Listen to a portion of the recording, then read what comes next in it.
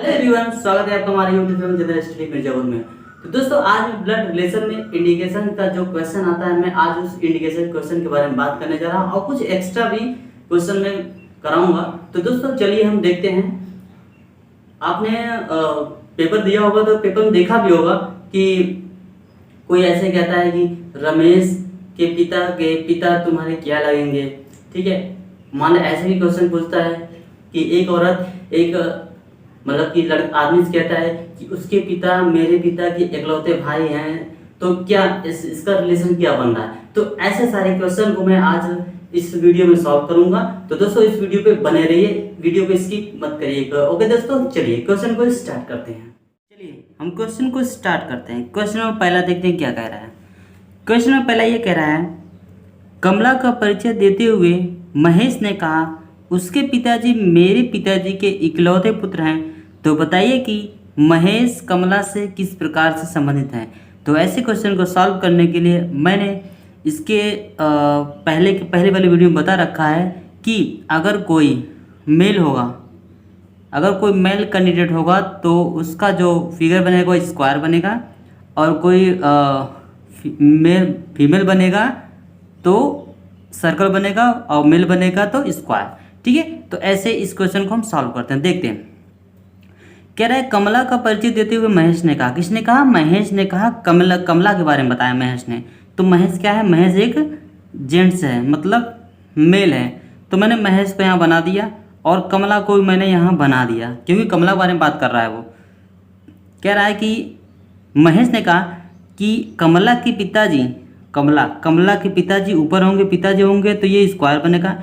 कमला के पिताजी मेरे पिताजी के इकलौते पुत्र हैं। ये जो कमला के पिता है ना, मेरे पिताजी के इकलौते पुत्र हैं, मतलब ये जो है स्क्वायर ना, ये स्वयं यहाँ पे ही है, ये यही है जो आदमी कह रहा है ना, वो इसके लिए ही कह रहा है। तो इस फिगर को सीधे, इस चीज़ को सीधे उठा कर यहाँ पुट कर दो।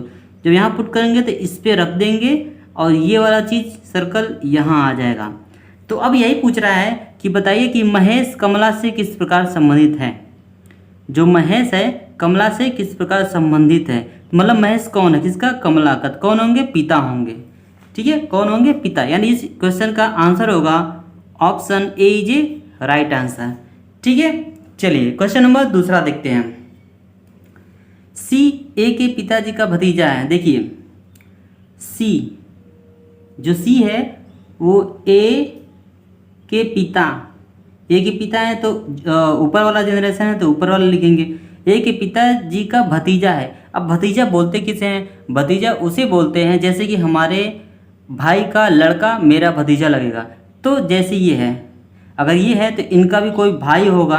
मान लीजिए कोई भाई है, ये कोई भाई बना, तो अगर इनका लड़का होगा तो ही इनका भतीजा लगेगा वो। तो यानी कि ये सी हो जाएगा, यहाँ पे लग जाएगा सी।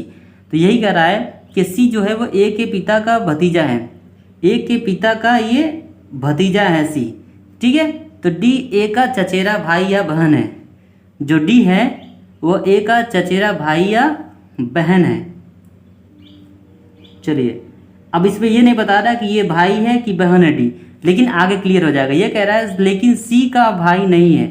लेकिन क्या नाम है, ये जो है डी है वो सी का भाई नहीं है, मतलब भाई नहीं है तो क्या होगा? ये बहन है। ठीक है, भाई अगर नहीं बता रहा तो बहन है। तो बताइए कि डी का सी से क्या संबंध है। तो डी कौन है, किसका? सी का। तो क्या होगा? बहन होगा। ठीक है, बहन, यानी कि option 4 is a right answer. ठीक है, इसमें पूछ रहा है डी का सी से क्या संबंध, मतलब डी कौन है, किसका? सी का। तो ये क्या हो जाएगा? ये बहन हो जाएगा इसका। ठीक है, चलिए अगला क्वेश्चन, क्वेश्चन नंबर 3 देखते हैं क्या कह रहा है।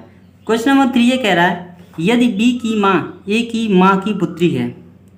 चलिए, ये जो बी है, बी की जो माँ है, माँ मतलब ऊपर का जनरेशन होगा, और माँ है तो फीमेल है। ठीक है, फीमेल होगा, सर्कल बनेगा। ठीक है, बी की माँ ए की माँ की पुत्री है। जो बी की माँ है वह ए की माँ की पुत्री है। ए मैं यहाँ बना दे रहा हूँ, ए की माँ की पुत्री है कौन? ये। तो सीधे जब पुत्री है, ए की माँ की पुत्री है वो। तो देखिए फिर इस क्वेश्चन पे पढ़ता हूँ। यदि बी की माँ बी की माँ ए की माँ की पुत्री है। तो यानी कि इस क्वेश्चन को सीधे उठाकर यहाँ रख दो, तो ये जो ए वाला ऑप्शन है ये आकर यहाँ रख देंगे तो ये ए हो जाएगा, इसके ऊपर ये चला जाएगा। अब वही पूछ रहा है कि ए का बी से क्या संबंध है या क्या नाता है, तो ए जो है वो बी के कौन होंगी, माँ होंगी। तो माँ इसमें नहीं दे रखा है, जब माँ नहीं दे रखा है तो ये नन ऑफ दीज आंसर हो जाएगा। क्वेश्चन नंबर 5 देखते हैं। यदि बी कहता है कि कौन, बी कोई है व्यक्ति, वो कहता है, मान लीजिए बी यहाँ मैं बना दे रहा हूँ, बी कहता है कि उसकी माँ ए की माँ की, बी कहता है कि उसकी माँ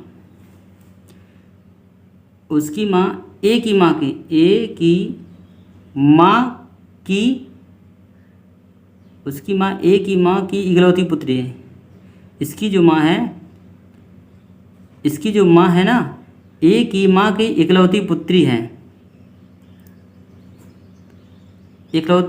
है, तो बताइए कि ए का बी से क्या इकलौती पुत्री है, तो ये बी ऑप्शन यहाँ पे आ जाएगा। तो वही पूछ रहा है कि ए और बी का संबंध क्या है, तो ए और बी का जो संबंध होगा वो होगा बहन का, ठीक है, बहन का, यानी ऑप्शन 2 इज राइट आंसर, ठीक है। चलिए क्वेश्चन नंबर 6 देखते हैं। ए और बी भाई हैं, चलिए मैं बनाता हूँ, ए और बी एक भाई हैं, मतलब मेल हैं। अब कह रहा है सी और डी बहन है, चलिए मैं यहाँ बना लेता हूँ, सी और डी बहन है, ठीक है। ए का पुत्र डी का भाई है, ए का जो पुत्र है वह डी का भाई है। ए का अगर पुत्र है तो नीचे आएगा, ए का पुत्र जो है वह डी का भाई है, तो मतलब डी का भाई है तो डी यहाँ पे आ जाएगा, ठीक है। और यहाँ पे बता रखा है कि सी और डी बहन है, तो सी भी यहीं आ जाएगा, ठीक है।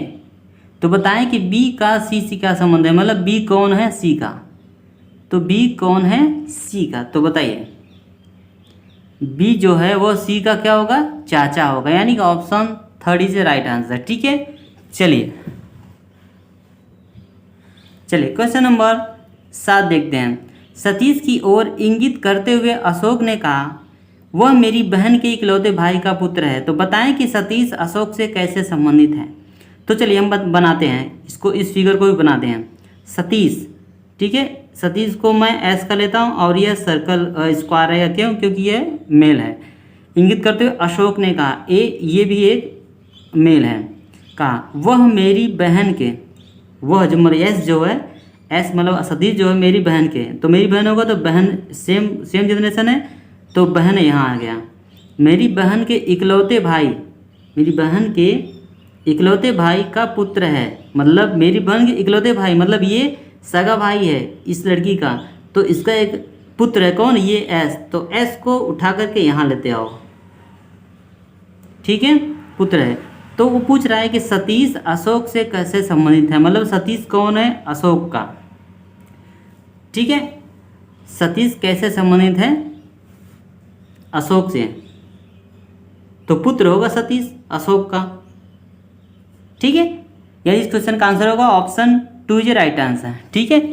चलिए क्वेश्चन नंबर 8 देखते हैं। एक स्त्री की ओर परिचय करते हुए, देखिए स्त्री को मैं पहले बना दे रहा हूँ, क्योंकि स्त्री अगर फीमेल है तो सर्कल बनेगा।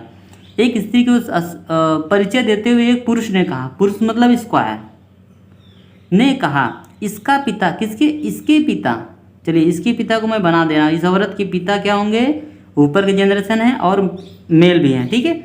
इसके पिता मेरी माँ, इस आदमी की माँ का इकलौता पुत्र है, माँ का इकलौता पुत्र है, ये माँ का इकलौता पुत्र ये है। तो इसका मतलब ये समझ में आ रहा है कि इस फिगर को उठा के सीधे यहाँ पेस्ट कर दो। अगर यहाँ पे पेस्ट करूँगा तो ये इस पे बैठ जाएगा और ये वाला जनरेशन यहाँ पे आ जाएगा, पुत्र है। तो बताएं कि वह स्त्री उस पुरुष से कैसे संबंधित है, वह जो स्त्री है इस औरत से कैसे संबंधित, यानी वो स्त्री कौन है, वह स्त्री कौन है, इस पुरुष का, तो पुत्री होगी, कौन होगी, पुत्री, यानी कि ऑप्शन 3 इज राइट आंसर। तो दोस्तों आज का वीडियो कैसा लगा मुझे कमेंट बॉक्स में ज़रूर बताइए। दोस्तों आज का वीडियो बस इतना है, आपने देख लिया, मैंने 8 क्वेश्चन को सॉल्व किया है, बहुत ही अच्छे तरीके से मैंने आपको बता दिया है। बस डायग्राम को आप सही तरीके से देखिएगा, समझिएगा, और ऐसे बहुत ढेर सारे आप क्वेश्चन को सॉल्व कर लीजिए। ठीक है, कॉन्सेप्ट बस यही रहेगा और कुछ भी नहीं रहेगा, हर एक पेपर में ऐसा ही आने वाला है, इससे बाहर कुछ भी नहीं जाएगा। ठीक है दोस्तों, चलिए दोस्तों वीडियो को एंड करते हैं। Okay, bye bye, take care, जय हिंद दोस्तों।